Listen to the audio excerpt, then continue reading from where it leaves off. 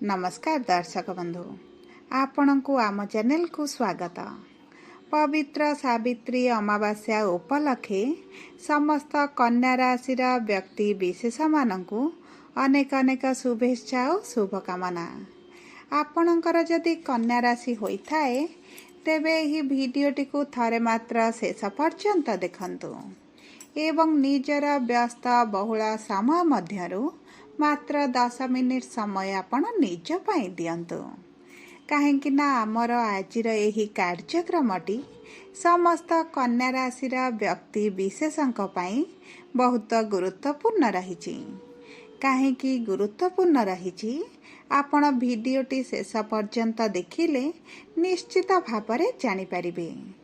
देखंतु आपणक कन्या राशि रे एही सावित्री अमावास्या दिन बुध आसीबे दशम भाव को जेउठारे गुरुंक सहित रही समभाव बनाइबे एवं मंगल आसीबे आपणकर द्वादश भाव को जहा फल रे आपणक जीवन रे बड़ परिवर्तन हेबाकु जाउछि एवं एही परिवर्तन किछि शुभ फल देब एवं किछि अशुभ फल प्रदान करि पारे। ता सहित देखंतु राहु केतु एही मे मास 18 तारिख दिन करिछंती परिवर्तन जहा कि एक महापरिवर्तन रही जहा फल रे आपणक जीवन रे मध्य बहुत बड़ परिवर्तन हेबाकु जाउछि। तेबे आसंतु जानिबा एही सावित्री अमावास्या ठारू आपणक जीवन रे कण कण बड़ परिवर्तन हेबाकु जाउछि। किंतु वीडियोटी आरंभ करिबा पूर्वरु जदि आपणकर भी कन्या राशि होइथाए एवं आपण भी ईश्वर को आंतरिक भक्ति एवं विश्वास करंती तेबे वीडियोटी को लाइक करंतु। कमेंट बॉक्स रे जय जगन्नाथ जय मां लक्ष्मी अवश्य लिखि दियंतु। ता सहित आपणक मन रे जहाँ भी प्रश्न रही जहाँ भी द्वंद्व रही आपण कमेंट बॉक्स रे लिखि जणांतु। आमे आपणक प्रश्नर उत्तर देबा पई यथा संभव प्रयास करिवु। देखंतु विलंब हेले मध्य आपणक प्रश्नर आमे निश्चित उत्तर देबु। ता सहित दर्शक बंधु जानि रखंतु जे आम सह जोगाजोग करिबा पई वीडियोर मध्य भागरे एक व्हाट्सएप नंबर टी दिया जाइछि जो नंबर साहाय्य आपण आम सह जोगाजोग करी निजर नूतन कुंडली प्रस्तुत करि पारंती किंबा आपणकर कुंडली विश्लेषण करि पारंती किंबा आपणकर चाकरी विवाह स्वास्थ्य प्रेम संपर्क को नहीं जदि किछि समस्या रही तार सहज समाधान करि पारंती एवं जदि आपण विवाह पई कुंडली मेलक करबाकू चाहुचंती ताहा मध्य आपण करि पारंती। सेथिपई आपण वीडियोटी को शेष पर्यंत देखंतु। एबे चलंतु कार्यक्रमटी को आगको बढ़ाइबा एवं जानिबा आपणक कन्या राशि रे एही सावित्री अमावास्या परठारु नवग्रहंकर स्थितिटी किभଳି रहिबा। देखंतु आपणकर षष्ठ गृह रे राहु सप्तम गृह रे शनि अष्टम गृह रे शुक्र नवम गृह रे सूर्य एवं बुध दशम गृह रे देवगुरु बृहस्पति एकादश गृह रे मंगल एवं द्वादश गृह रे केतु विराजमान करिछंती जहा फल रे सेही गृह गुड़िकरे सेमानंकर प्रभाव अधिक रहिबा। तेबे सर्वप्रथमे आसंतु जानिबा आपणकर स्वास्थ्यटी किभଳି रहिबा। देखंतु आपणकर स्वास्थ्य आपणक कुंडलीर प्रथम गृहरु जणा पड़िथाए एवं आपणक राशिर स्वामी बुध मध्य आपणकर नवम गृहरु दशम गृह बा केंद्र को गोचर करुछंती जहा फल रे आपणकर स्वास्थ्य को नैथिबा चिंताटी शेष होइजिबा। जदि पेट संबंधी गंभीर समस्या अछि सेतुरु मध्य आपणको आराम मिलिबा।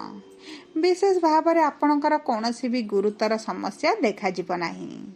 जदि भी आपणकर स्वास्थ्य रे किछि भी समस्या अछि सेथिरे धीरे धीरे उन्नति आसीबा। किंतु देखंतु गुरु जेहेतु आपणकर केंद्र रे अछंती केतु आपणकर द्वादश भाव रे अछंती एवं राहु आपणकर षष्ठ गृह रे अछंती सेति पई आपणकर मुंड रे किछिटा समस्या देखा देई पारे। मुंड व्यथा होई पारे मुंड रे पीड़ा होई पारे सेति प्रति मध्ये आपण टिके दृष्टि देबे। ତା ସହିତ ଦେଖନ୍ତୁ ବ୍ଲଡ଼ ରିଲେଟେଡ୍ ସମସ୍ୟା ମଧ୍ୟ ଆପଣଙ୍କର କିଛିଟା ବାହାରିପାରେ, ଯେପରିକି ବିପି ବଢ଼ିପାରେ, ଡାଇବେଟିସ୍ ବଢ଼ିପାରେ କିମ୍ବା କୋଲେଷ୍ଟ୍ରଲ୍ ବଢ଼ିବାର ସମ୍ଭାବନାଟି ମଧ୍ୟ ରହିଛି। ସେଥିପାଇଁ ଆପଣ ଖାଦ୍ୟ ପାନୀୟର ଅଧିକ ଦାୟିତ୍ୱ ନେବାର ଆବଶ୍ୟକତା ରହିଛି। ଯଦି ଆମେ ଆପଣଙ୍କର ପ୍ରେମ ସମ୍ପର୍କ, ଶିକ୍ଷା ଏବଂ ସନ୍ତାନର ଯୋଗକୁ ଦେଖିବା, ତେବେ ଦେଖନ୍ତୁ ପଞ୍ଚମ ଗୃହର ସ୍ୱାମୀ ହେଉଛନ୍ତି ଶନି, ଯିଏ ଆପଣଙ୍କର ସପ୍ତମ ଗୃହରେ ବା କେନ୍ଦ୍ରରେ ବିରାଜମାନ କରିଛନ୍ତି। ସେଥିପାଇଁ ଆପଣଙ୍କ ପ୍ରେମ ସମ୍ପର୍କରେ ଥିବା ଦୂରତାଟି ଧୀରେ ଧୀରେ କମିବା ଆରମ୍ଭ ହେବ। ଆପଣଙ୍କ ମନ ଧୀରେ ଧୀରେ ଖୁସି ଅନୁଭବ କରିବେ।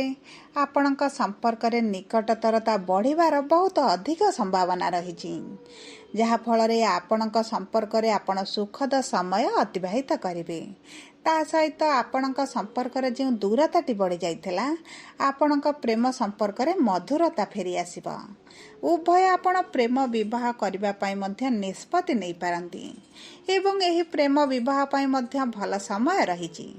କାରଣ ଗୁରୁ ଯେହେତୁ ଆପଣଙ୍କର କେନ୍ଦ୍ରରେ ଅଛନ୍ତି ଏବଂ ପଞ୍ଚମ ଗୃହକୁ ଦୃଷ୍ଟି ଦେଉଛନ୍ତି, ସେଥିପାଇଁ ଆପଣ ଯଦି ପ୍ରେମ ବିବାହ କରିବା ପାଇଁ ଯୋଜନା କରୁଛନ୍ତି, ଆପଣଙ୍କୁ ସେଥିରେ ସଫଳତା ମିଳିବ।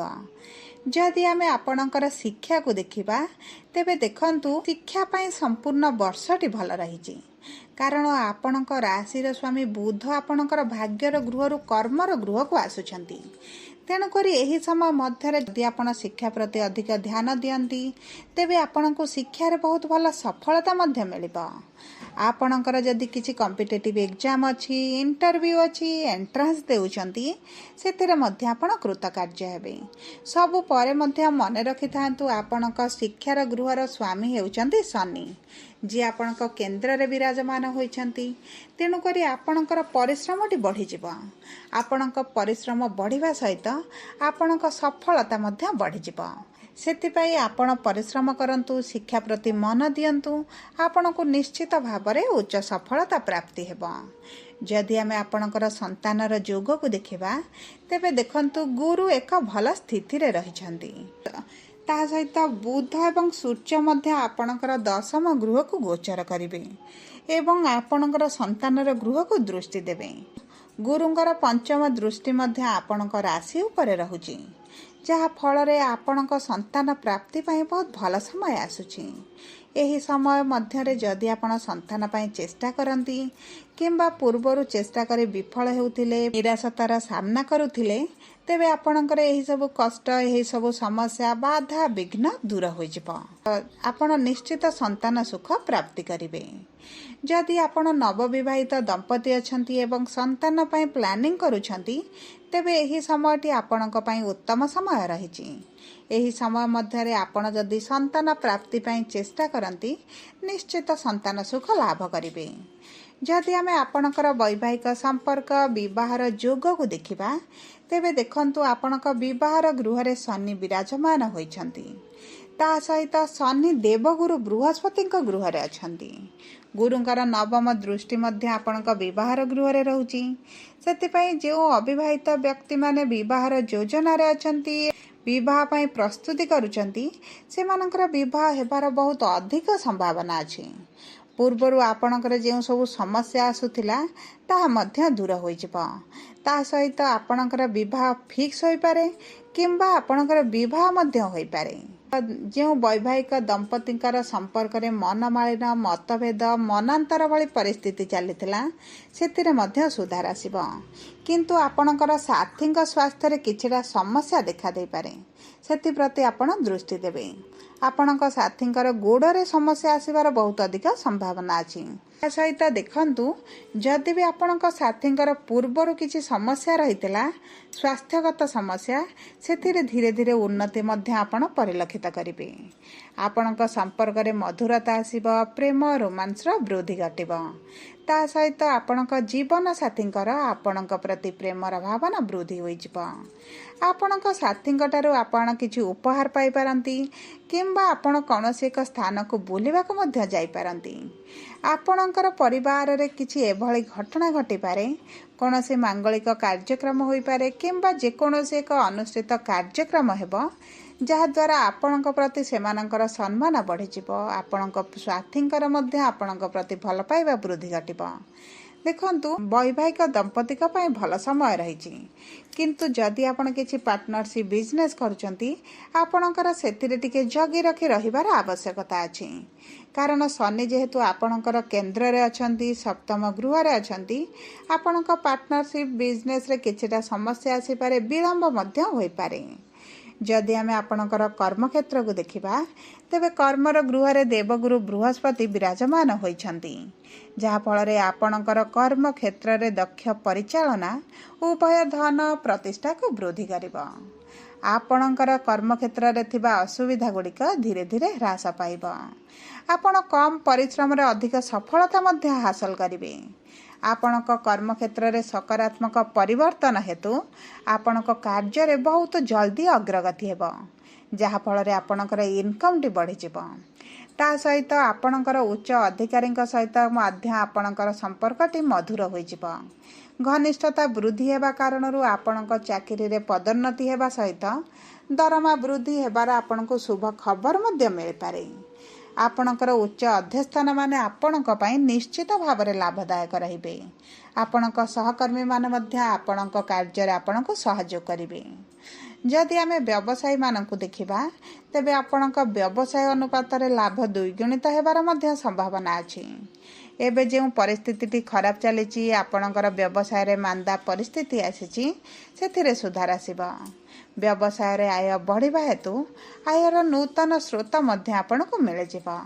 ଆପଣ ଯଦି କୃଷି କାର୍ଯ୍ୟରେ ନିୟୋଜିତ ଅଛନ୍ତି ତେବେ ଆପଣଙ୍କୁ ଲାଭଦାୟକ ଅର୍ଥ ପାଇବାର ଆଶା ମଧ୍ୟ ପୂରଣ ହୋଇଯିବ। ମୋଟାମୋଟି ଭାବେ ଦେଖିବାକୁ ଗଲେ ଏହି ସାବିତ୍ରୀ ଅମାବାସ୍ୟା ପରଠାରୁ ଆପଣଙ୍କ କର୍ମକ୍ଷେତ୍ର ପାଇଁ ବହୁତ ଭଲ ସମୟ ରହିଛି, କିନ୍ତୁ ଆପଣଙ୍କ ସ୍ୱାସ୍ଥ୍ୟ ଏବଂ ଆପଣଙ୍କ ସାଥୀଙ୍କ ସ୍ୱାସ୍ଥ୍ୟରେ ଉନ୍ନତି ଆଣିବା ପାଇଁ ଆପଣ ପ୍ରଭୁ ବୁଧଙ୍କର ବୀଜ ମନ୍ତ୍ର ଜପ କରନ୍ତୁ, ଗଣେଶଙ୍କର ଉପାସନା କରନ୍ତୁ। ଗୁରୁବାର ଦିନ ଆପଣ ଗଣେଶଙ୍କର ପୂଜାର୍ଚ୍ଚନା କରନ୍ତୁ। ସୋମବାର ଦିନ ମହାଦେବଙ୍କ ମନ୍ଦିରର ଡାହାଣ ପାର୍ଶ୍ୱରେ ଥିବା ଗଣେଶଙ୍କ ପାଖରେ ଲଡ଼ୁ ଭୋଗ କରନ୍ତୁ। ଆପଣଙ୍କୁ ଶୁଭଫଳ ପ୍ରାପ୍ତି ହେବ।